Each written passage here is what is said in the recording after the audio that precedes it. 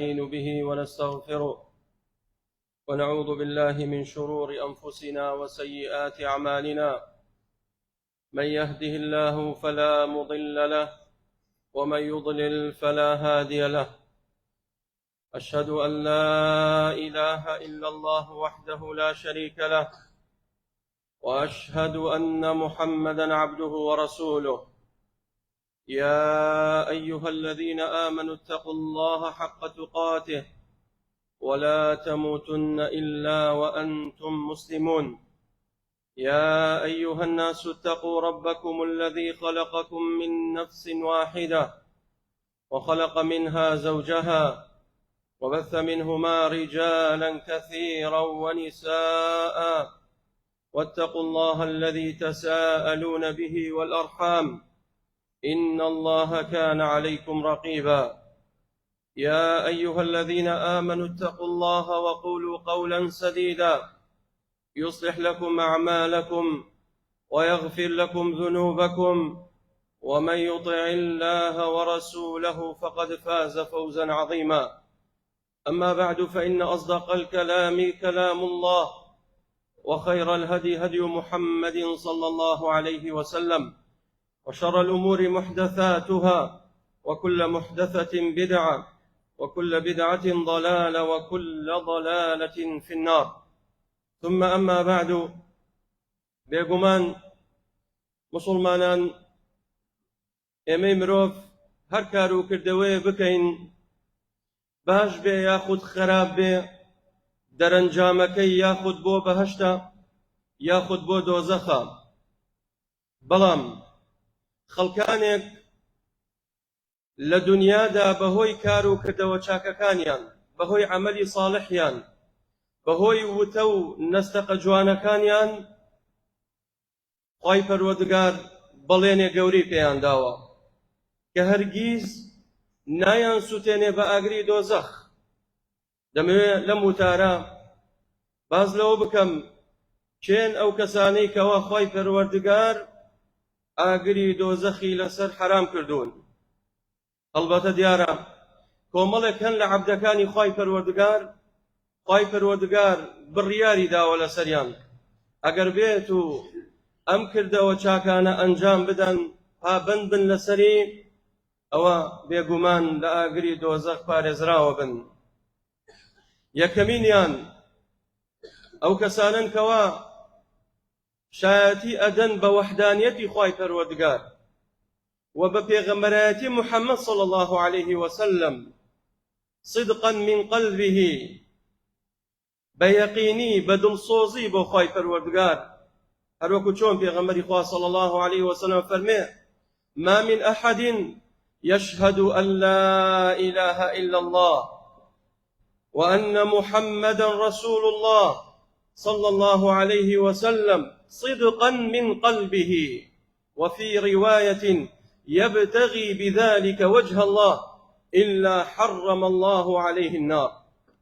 دفرمي صلى الله عليه وسلم هر مسلمانك دان بوحدانيتي خواي پروردگار دابنيت، بلي لا إله إلا الله، لقل أوشا يقيني هبت راسكا، لقل لا إله إلا الله، دلصوص بيبو لا إله إلا الله، وشوين كوتي محمد بي صلى الله عليه وسلم، أو كاتا خواي پروردگار آگري دوزخ لسر حرامكات. كواتا براكانا ممش فضيلتي توحيد واتباع سنتي بيغمري خواي صلى الله عليه وسلم. هر کسی موحد بێ، توحید بۆ خوای گەورە قرار بدات و پابەند بێ لەسەر عەمەلی صالح، و هەروەها شوێنکەوتەی پێغەمبەری خوا بێ صلی الله عليه وسلم. ئەوانەیە کەم تاقمن لە ڕۆژی قیامەت خوای پەروەردگار ئاگری دۆزەخیان لەسەر حرامەکات. دووەمینیان ئەو کەسانن کەوا خاوەن ڕەوشتی بەرزن لەناو کۆمەڵگا، ڕەوشتی جوانیان هەیە، لەگەڵ خێزانیان ڕەوشتی جوانە، لەگەڵ دایک و باوکیان ڕەوشتی جوانە، لەگەڵ مناڵەکانی ڕەوشتی بەرز و جوانە، لەگەڵ دراوسێکەی، لەگەڵ هاوڕێی، لەگەڵ موسڵمانە، لەگەڵ غێرە موسڵمان. سێرەکەی ئەم کەسە ڕەوشتی زۆر بەرزە. هەر کەسێک ئەم صیفەتە جوانانەی تیا بێت، ڕەوشتی بەرز بێت، ئەو کەسانش لە ڕۆژی قیامەت خوای پەروەردگار ئاگری دۆزەخیان لەسەر حرامەکات. پێغەمبەری خوا صلی الله عليه وسلم فەرمێ: حرم على النار كل هين لين سهل قريب من الناس. صفەتی ئینسانی باوەڕدار ئەوەی کە ئەوە خاوەن ڕەوشتی بەرزە دەبێ ئەم صفەتە جوانانی تیا بێ.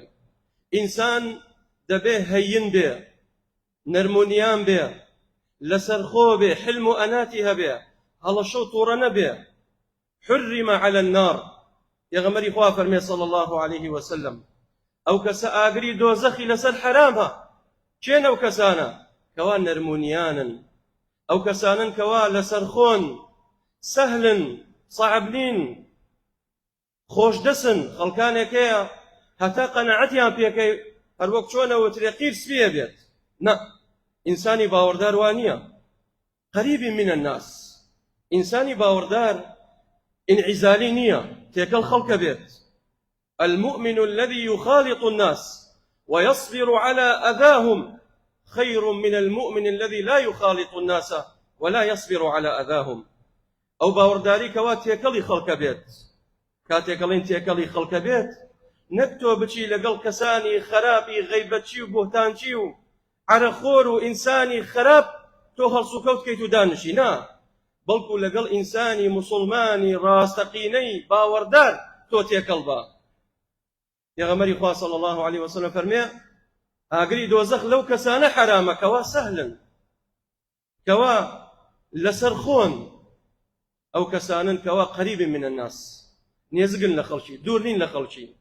کەواتە پێغەمبەری خوا صلی الله عليه وسلم فەرمێ: المؤمنون هەیینون لەیینون. ئینسانی باوەڕدار دەبێ هەین بێ، لەسەرخۆ بێ، هەڵەشە نەبێ، زوو بڕیار نەدا، پەلەی نەبێ، لە بڕیار نەدا لە قسەکانی، لە هەڵس و کەوتەکانی. خەڵکانێکن بەڕاستی سێرەکەی زۆر هەڵەشن، زوو بڕیارەدەن و زووش پەشیمانە بنەوە. بۆیە نابێ ئینسانی باوەڕدار وا بێ، دەبێ حلمی هەبێ، ئەناتی هەبێ، لەسەرخۆ بێ و سەهلش بێت و نێزکش بێ لە خەڵکی. واروەها براکانم، پێغەمبەری خوا صلی الله عليه وسلم فەرمێ: إن أحدكم ليبلغ بحسن خلقه درجة الصائم القائم. خەڵکانێکن لە ئێوە ئەمەندە ڕەوشتیان جوانە، پێغەمبەری خوا فەرمێ صلی الله عليه وسلم، ڕەوشتیان ئەوەندە جوانە پلەی ئەو کەسە ئەگاتە پلەی ئەو کەسەی کەوا بە شەو نوێژەکە و بە ڕۆژش خەریکی ڕۆژی سونەتە. کەواتە ڕەوشت بەرزی یوساویە بەچی؟ بە شەو نوێژکردن و لەگەڵ بە ڕۆژووبوون. چەنە ناڕەحەتە کە تۆ هەموو شەوێ شەو نوێژ بکەیت، قورسە. چەنە ناڕەحەتە تۆ هەموو ڕۆژێ بە ڕۆژوو بیت. لەولاوە خوای پەروەردگار ئەم مەنزیلەتەی بۆ تۆ داناوە. کێن ئەوانە؟ ئەوانەی کەوا ڕەوشتیان بەرزە، ئەوانەی کەوا ڕەوشتیان جوانە. پێغەمبەری خوا صلی الله عليه وسلم فەرمێ: ئەو کەسەی کەوا ڕەوشتی بەرز و جوانە، ئەو کەسە خۆشەویستی خوای پەروەردگارە. وإن أقربكم مني مجلسا وأدناكم مني منزلة يوم القيامة أحسنكم أخلاقا. أو كسي كوا زول لمن يزقى للروجي قيامت، أو كسانا كوا روشتيان جوانا. كواتا أوانش پێغەمبەری خوا صلی الله عليه وسلم فەرمێ: هەر کەسێ خاوەنی ئەو ڕەوشتە بەرزە بێ، ئەوە ئاگری دۆزەخ لەسەر حرامە بێت. خاڵێکی تر ئەوانەی کەوا موژدەیان لێ بێت ئاگری دۆزەخیان لەسەر حرامە، ئەوانن کەوا ڕێگایەک دەگرنە بەر، ئەو ڕێگایە ڕێگای ڕەزابوونی خوای پەروەردگارە. کاتێک بۆ شوێنێک ئەڕۆن، بۆ جێگایەک ئەڕۆن، فی سەبیل الله ئەڕۆن، مەبەستیان دونیا نییە. جەنازەیەکەیە شوێنێکەوێ، فی سەبیل الله. نەخۆشێکەیە سەردانیەکە، فی سەبیل الله. ئەچێ بۆ لای دایک و باوکی سەردانیەکە، بۆ لای خزمێکی، بۆ لای دۆستێکی، بۆ لای ناسیارێکی، دێ بۆ نوێژی جەماعەت، دێ بۆ جوموعە. ئەمانە هەمووی فی سەبیل اللهە. پێغەمبەری خوا صلی الله عليه وسلم فەرمێ: من اغبرت قدماه في سبيل الله حرم الله عليه النار. دەفەرمێ هەر کەسێک ڕێگایەک بگرێتە بەر ڕێگای ڕەزابوونی خوای پەروەردگار بێت، و ئەم کەسە سێرەکەی زۆر شەکەت و ماندووە، سێرەکەی تەپ و تۆزاویە، پێیەکانی خۆڵی پێوەیە، تۆزاوی لێ دەرچووە. هەروەکو چۆن یەکێک لە سەحابەکان سەحابەیەکی بینی زۆر ماندوو شەکەتە، بینی تۆزاویە لە ڕۆژی جومعەیە، فەرمووی فڵانە کەس ئەو بووە ماندووی بووە شەکەتی، تی وەڵڵاهی هاتوومە بۆ ڕۆژی جومعە، لە شوێنێکی دوور هاتبوو، سەی ئەم مزگێنیەکەن، فەرمووی وەڵڵاهی هاتووم زۆر ماندووم، دەوتی مزگێنی بێ پێغەمبەری خوا صلی الله عليه وسلم فەرمێ هەر کەسێک ئەوە حاڵی بێ إن خطاك هذه لفي سبيل الله، ئەو هەنگاوانی کەوا گرتە بەر هاتی بۆ نوێژی جومعە ئەوها ماندووی تۆزاویت ماندووی لفي سبيل الله، و هەر شتێکش لفي سبيل الله بێ پێغەمبەری خوا صلی الله عليه وسلم فەرمێ حرم الله عليه النار، ئەو ئاگری دۆزەخ لەسەر حرامە بێت.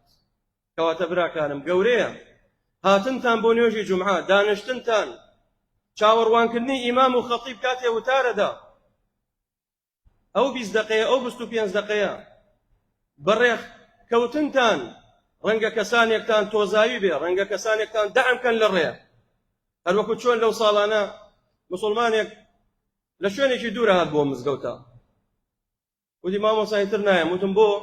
وتی لەبەرەوەی ڕۆژی جومعە دەرچووم سیارەکەم شوقتیان لێ کردووە.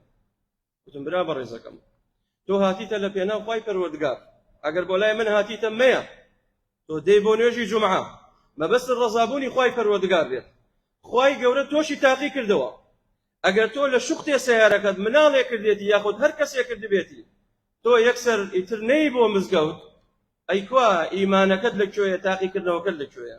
نابێ وابی، ئەوانە هەمووی ئەجر و پاداشتە بۆ تۆ، ماڵی دنیا هەمووی تیاچێت کۆتایی دێت. بۆیە فەرمێ من اغبرت قدماه في سبيل الله حرم الله عليه النار، سیارەکە شوقتی لێکەوێ، هاتەشکێ، جانت تێکەچێ، ئەمانە هەمووی في سبيل الله براکانم، لە بەرامبەردا حرم الله عليك النار، خوای پەروەردگار ئاگری دۆزەخ لەسەر حرامەکە. ئەمەش بەڕاستی مزگێنیشی گەورەیە. خاڵێکی تر ئەوانەی کەوا ئاگری دۆزەخیان لەسەر حرامە، ئەوانن کەوا نوێژەکانیان بە جوانیەکەن، بایەغی پێدەن، لە کۆڵی ناکەنەوە. پێغەمبەری خوا صلی الله عليه وسلم فەرمێ من جاء بصلوات الخمس يوم القيامة قد حافظ على وضوئها وميقاتها وركوعها وسجودها. دەفەرمێ صلی الله عليه وسلم هەر کەسێک پارێزگاری بکە لە 5 نوێژە فەرزەکە، دەستنوێژێ جوان بگرێت، پەلە نەکا لە دەستنوێژەڵگردن، خەڵکێکەیە لە دەستنوێژەڵگردنا زۆر پەلەیەتی، نا پەلە مەکە، دەستنوێژێکی جوان هەڵبگرە، ئیسباغ الوضوء، زۆر بە جوانی دەستنوێژەکە هەڵبگرە. کاتێک ئەڵێن بە جوانی معنایەوە نییە تۆ ئاو زۆر سەرف بکەی، نا، بەڵکو نابێ ئەو شوێنانی کەوا جێی دەستنوێژە وشکایی پێوە بێت، دەستی پیا بێنە، پەلە مەکە، بە جوانی دەستنوێژەکەت هەڵبگرە. هەر کەسێ پارێزگاری بکە لە نوێژەکەی بەوەی کەوا دەستنوێژە جوان هەڵبگرێت، و پارێزگاری بکە لە نوێژەکەی لە کاتی خۆی بکات. إن الصلاة كانت على المؤمنين كتابا موقوتا، و پابەند بێ بە ڕوکوع و سجودێکی جوان، پەلە نەکا لە نوێژەکەی ئەم لاو ئەولای تیا نەبێت، خشوعێکی جوانی تیا بێت.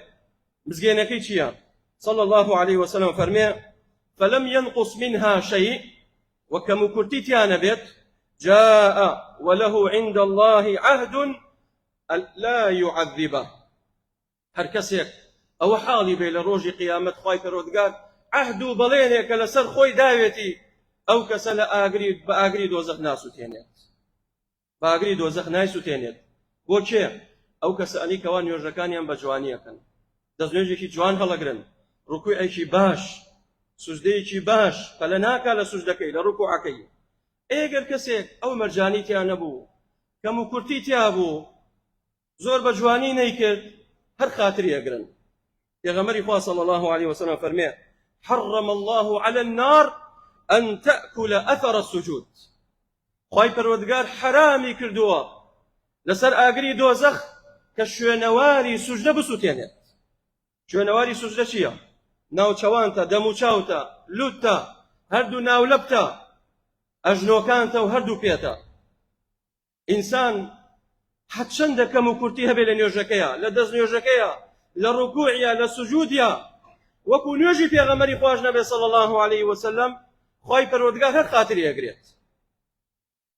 ئەوە فەضیلەتی کێیە؟ ئەوە فەضیلەتە بۆ ئەو کەسانی کەوا هەمیشە سوزدە ئەبن بۆ خی پەروەردگار، نوێژەکانیان بە جوانی ئەکەن. کەواتە براکانم، هەوڵ دەین پابەند بین بە نوێژەکانمان و دەست بگرین بەوەی کەوا خی پەروەردگار چۆن فەرمانی پێمان کردووە، ئێمەش بەو شێوێ نوێژەکانمان بکەین بۆ ئەوەی خی پەروەردگار لە ئاگری دۆزەخ بمان پارێزێ. أقول ما سمعتم وأستغفر الله العظيم لي ولكم فاستغفروه إنه هو الغفور الرحيم.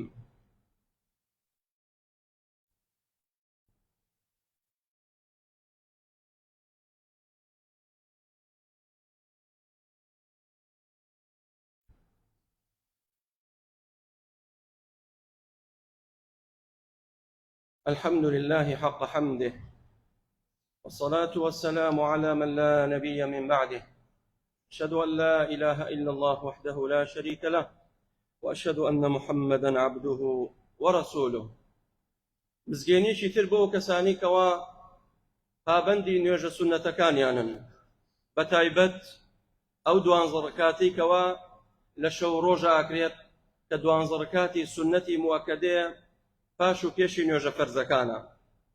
پێغەمبەری خوا صلی الله عليه وسلم فەرمێ: من صلى في يوم 12 ركعة حرم الله لحمه على النار. دەفەرمێ هەر کەسێک لە شەو ڕۆژێکە بە بەردەوامی 12 ڕەکات سونەت هەیە، پابەند بێ لەسەری، بەردەوام بێ لەسەری.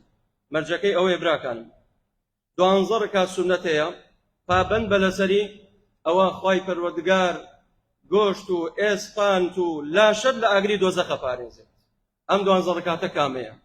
2 ڕەکاتی سونەت بەر لە نوێژ فەرزی بەیانی، 2 ڕەکات سونەت پێش نوێژ بەیانی، 4 ڕەکات پێش نوێژ نیمەڕۆ، 2 ڕەکات دوای نوێژ نیمەڕۆ، 2 ڕەکات دوای نوێژ مەغریب و 2 ڕەکات دوای نوێژی عیشا.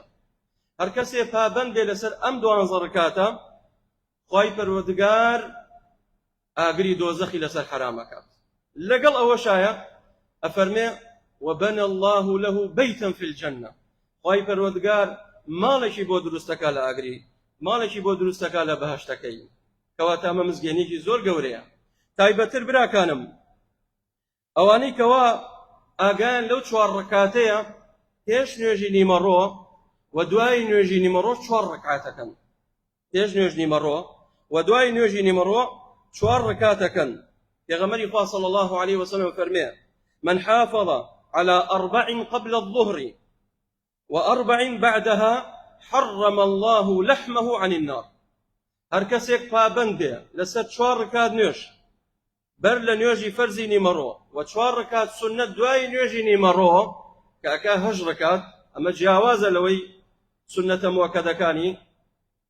هەر کەسێک ئەفەرمێ پابەندی ئەم دوانە بێت، 4 ڕەکات پێش نوێژ نیمەڕۆ و 4 ڕەکات دوای نوێژی نیمەڕۆ، حرم الله لحمه عن النار.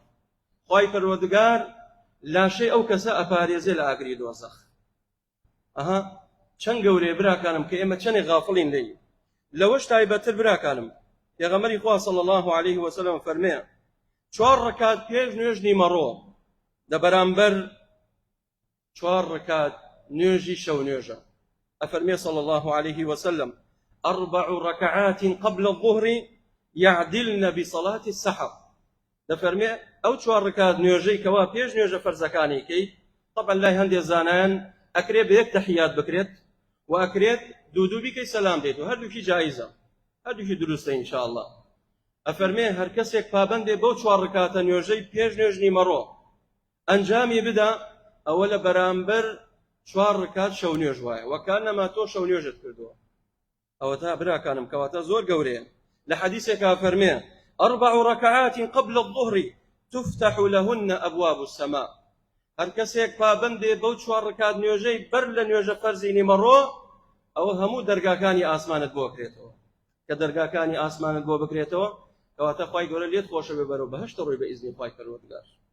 قاڵێکی تر کە ئەوەشیان ئەخیرە براکانم، ئەوانەی کەوا ناسووتێن بە ئاگری دۆزەخ، ئەوانی کەوا مناڵیان لە دەستداوە لە دنیا موژدەیان لێبێت مناڵی هەبوو مردووە ئیتر بە کۆرپەیی مردبێت یاخود گەورە بوو بێ مردبێت ئەم باوکە سەبری کردووە ئەم باوکە حەمد و سەنای خوای پەروەردگاری کردووە پێغەمبەری خوا صلی الله عليه وسلم فەرمێ من دفن ثلاثة من الولد حرم الله عليه النار هەر کەسێک سێ مناڵی سێ جگەرە گۆشەی خۆی بەدەست خۆی دەفن بکە و سەبر و احتیساب بکات چاوەڕوانی پاداش بێ لای خوای پەروەردگار ناشکر نەبێت حرم الله عليه النار ئەوە خوای پەروەردگار ئاگری دۆزەخی لەسەر حرامەکات سێ مناڵ هەر ئەو سیانە ئەگەر کەسێک دوان دانەیەک پێغەمبەری خوا صلی الله عليه وسلم فەرمێ خوای پەروەردگار فەرمانەکە بە فریشتەکان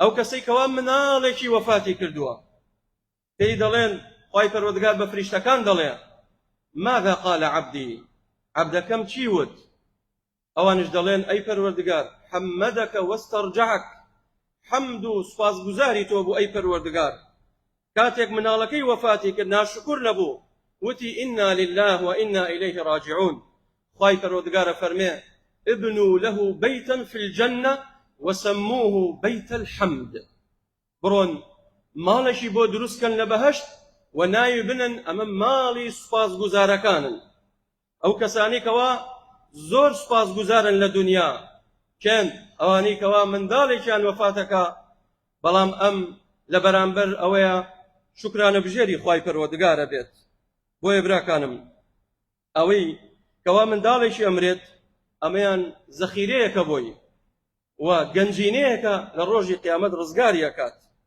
پێغەمبەری خوا صلی الله عليه وسلم فەرمێ ما تعدون الرقوب فيكم ئەگەر کەسێک منداڵی بۆ نەمێنێتەوە ڕقوب ئەو کەسێکەوە منداڵی بێ و ئەمرێ منداڵی بێ و ئەمرێ منداڵەکەی بۆ نامێنێتەوە بە عەشاری خۆمان پێڵین وجاق چۆر فەرمووی کێ بێبەشە ما تعدون الرقوب فيكم صحابەکان فەرموویان قلنا الذي لا يولد له ئەو کەسێکەوە منداڵی نابێت یا منداڵی بۆ نامێنێتەوە قال ليس ذلك بالرقوب فەرمووی نەخێر ئەو کەسە بێبەش نییەکەوە منداڵی بۆ نامێنێتەوە یاخود وجاقی چۆرە بەڵام فەرمووی ولكن الذي لا يقدم من ولده شيئا ئەو کەسەکەوە بێبەشە کە لە دنیا منداڵی نەمردووە ئەوەی کە لە دنیادا منداڵی نەمردوو ئەوە بێبەشە لە ڕۆژی قیامەت ئەوەی کەوا منداڵی پێش خۆی ناردووە منداڵی وەفاتی کردووە ئەوە زەخیرێکی گەلێک گەورەیە لە ڕۆژی قیامەت ڕزگاریە بێت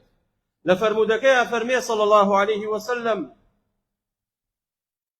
منداڵی مسلمانان دەبێ بچنە بەهەشتەوە دەڵێن ئەی پەروەردگار ناچینە بەهەشتەوە هەتاکو دایک و باوکمان نەیە دەستیان نەگرین لەگەڵ خۆمان نەیان بین بۆ بەهەشت خوای پەروەردگار ئیز نەدا بەو مناڵانەکەوە شەفاعەت بکەن بۆ دایک و باوکیان دەست دایک و باوکیان نەگرن کە بە مسلمانی مردوون لەگەڵ خۆیانە ئەیبن بۆ بەهەشت ئەمەش مزگەینێکی خۆشە بەڵێ دڵتەنگین کاتێک مناڵێکمان ئەڕواتەوە بەڵام لەولاوە دڵخۆش بە و بەوعد و بەڵێنەکانی خوای پەروەردگار ئافرەتێک هاتە لای پێغەمبەری خوا صلی الله عليه وسلم منداڵێکی جوانی بوو لە باوشی بوو فەرمووی یا رسول الله صلی الله عليه وسلم ئەو منداڵم بووە دوعای خێرم بۆ بکە چونکە بەر لەم منداڵە سێ منداڵم بووە هەمویان مردوون وەفاتیان کردووە هیچیم بۆ نەماوەتەوە تخوا دوعای خێرم بۆ بکە بۆی ئەم منداڵە خوای گەورە لێم نەسەنێتەوە پێغەمبەری خوا صلی الله عليه وسلم فەرمووی لقد احتضرت بحضار شديد فەرمووی پێغەمبەری خوا صلی الله عليه وسلم قەڵایەکی پتە و بەهێزت بۆ خۆت ئامادە کردووە بۆ ئەوەی لە ئاگری دۆزەخ ڕزگارت بێ لە ڕۆژی قیامەت سێ مناڵت وەفاتی کردووە واللهی قەڵایەکی پۆڵایی نەبوت زۆر بەهێز و پتەوە ئەوە لە ڕۆژی قیامەتە ئەبێتە هۆکاری ئەوەی حسن و حەسینی منە نار ئەو قەڵایە لە ئاگری دۆزەخت پارێزێت کەواتە برا بەڕێزەکانم هەر کەسێک ئەم خاڵانی تیانە با بەخۆیان بچێتەوە بەخۆشم هەمومان پێداچوونەوەیە کردەوەکانی خۆمان بکەین چونکە واللهی ڕۆژی قیامەت عبوس قمطرير شره لە ڕۆژی قیامەت ڕۆژێکی زۆر دژوارە کەس ڕزگاری نابێت لە ئاگری دۆزەخ ئیلا ئەو کەسانی کەوا خاوەن عەمەلی صالحن ئەوانە ڕزگاریانە بێ لە ڕۆژی قیامەت. داواکەم لە خوای پەروەردگار بە ناوە جوانەکانی و بە سیفاتە بەرزەکانی یا رەبی خوایە یا الله ڕەحممان لێ بکەی یا رەبی خودایە لێتەپاڕینەوە بە ناوە جوانەکانت و بە سیفاتە بەرزەکانت ئەو کردەوە جوانانی کەوا باسمان کرد یا رەبی خوایە یارمەتیمان دەی لەسەر ئەوەی کەوا پابەندین لەسەر یا رەب العالەمین یا رەبی خوایە پابەندین بە کەلیمەی تەوحید لەسەر ئەوە بمانژێنی و لەسەر کەلیمەی تەوحیدمان برێنی و لەسەر ئەوە زندومان کەیتەوە یا رەب العالەمین کۆمەڵی نەخۆشەن داوای